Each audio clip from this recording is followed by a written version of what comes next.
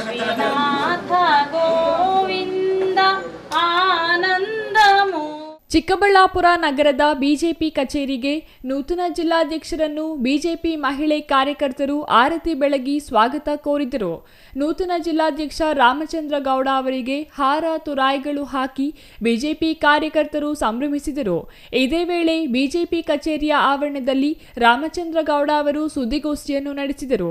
ಈ ಸಂದರ್ಭದಲ್ಲಿ ಮಾತನಾಡಿದ ಅವರು, ಚಿಕ್ಕಬಳ್ಳಾಪುರ ಹೆಬ್ಬಾಗಿಲು ಭೋಗನಂದೀಶ್ವರ ದೇವರ ಆಶೀರ್ವಾದ ಪಡೆದುಕೊಂಡು ಜಿಲ್ಲೆಯ ಜವಾಬ್ದಾರಿ ಹೊತ್ತು ಜಿಲ್ಲಾಧ್ಯಕ್ಷನಾಗಿ ಆಯ್ಕೆಯಾಗಿದ್ದೇನೆ. ಹೆಗಲಿಗೆ ಹೆಗಲು ಕೊಟ್ಟು ನನ್ನ ಜಿಲ್ಲಾಧ್ಯಕ್ಷನಾಗಿ ಮಾಡುವುದಕ್ಕೆ ಸಹಕಾರಿಯಾದ ನನ್ನ ಬಿಜೆಪಿ ಎಲ್ಲ ಹಿರಿಯ ಮುಖಂಡರು ಹಾಗೂ ಕಾರ್ಯಕರ್ತರಿಗೆ ಧನ್ಯವಾದ ತಿಳಿಸುತ್ತೇನೆ. ಬಿಜೆಪಿ ಪಕ್ಷ ದೊಡ್ಡ ಪಕ್ಷವಾಗಿ ಹೊರಹೊಮ್ಮಿದೆ. ನನಗೆ ಕೊಟ್ಟಿರುವ ದೊಡ್ಡ ಜವಾಬ್ದಾರಿಯನ್ನು ಹಿರಿಯ ಮುಖಂಡರ ಮಾರ್ಗದರ್ಶನದಲ್ಲಿ ಎಲ್ಲರನ್ನೂ ವಿಶ್ವಾಸಕ್ಕೆ ತೆಗೆದುಕೊಂಡು ಸಮರ್ಥವಾಗಿ ನಿಭಾಯಿಸುತ್ತೇನೆ. ಪಕ್ಷ ಸಂಘಟನೆ ನನ್ನ ಜವಾಬ್ದಾರಿ. ಪಕ್ಷದ ನಿಷ್ಠಾವಂತ ಕಾರ್ಯಕರ್ತನಾಗಿ ಸೇವೆ ಸಲ್ಲಿಸುತ್ತೇನೆ. ಜಿಲ್ಲೆಯ ಪಕ್ಷದ ಬಲವರ್ಧನೆ ನನ್ನ ಗುರಿ ಎಂದು ರಾಮಚಂದ್ರ ಗೌಡ ಅವರು ಹೇಳಿದರು. ಹೆಗಲಿಗೆ ಹೆಗಲು ಕೊಟ್ಕೊಂಡು ಜಿಲ್ಲಾಧ್ಯಕ್ಷರು ಮಾಡಬೇಕು ಅಂತ ಒಕ್ಕಲಲ್ಲಿ ಹೇಳಿರ್ತಕ್ಕಂಥ ನಮ್ಮ ಎಲ್ಲ ಬಿ ಜೆ ಪಿಯ ಮುಖಂಡರು ನಮ್ಮ ಜೊತೆ ಇವತ್ತಿದ್ದಾರೆ. ಇಲ್ಲಿ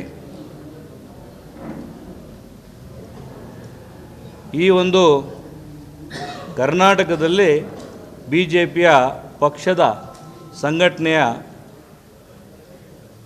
ಕಾರ್ಯಕ್ರಮಗಳಲ್ಲಿ ಏನು ಒಂದು 10 ಜಿಲ್ಲೆಯಲ್ಲಿ ಘೋಷಣೆ ಆಗಿರಲಿಲ್ಲ.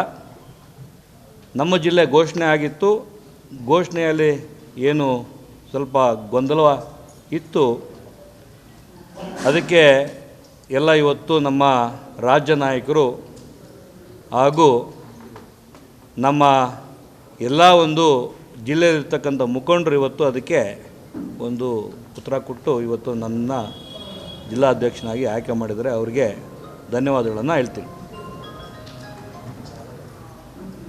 ಬಿ ಜೆ ಪಿ ಪಕ್ಷ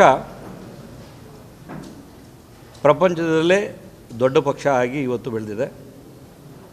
ಆ ಪಕ್ಷಕ್ಕೆ ಇನ್ನಷ್ಟು ಹೆಚ್ಚು ಏನು ಘನತೆ ತಂದಿರತಕ್ಕಂಥ ನರೇಂದ್ರ ಮೋದಿಯವರ ನಾಯಕತ್ವ. ನಾನು ಒಬ್ಬ ವ್ಯಾಪಾರಸ್ಥನಾಗಿದೆ, ಫುಲ್ ಟೈಮ್ ಪೊಲಿಟಿಷಿಯನ್ ಆಗಿರಲಿಲ್ಲ.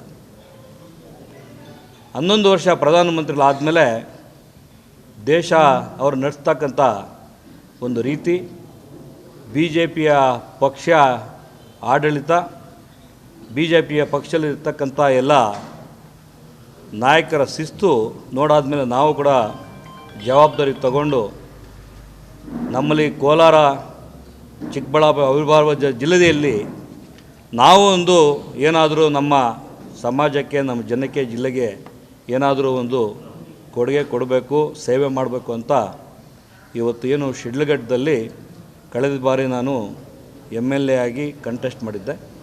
Thoudanahalli Ramesh, CTV news, Chikkaballapur.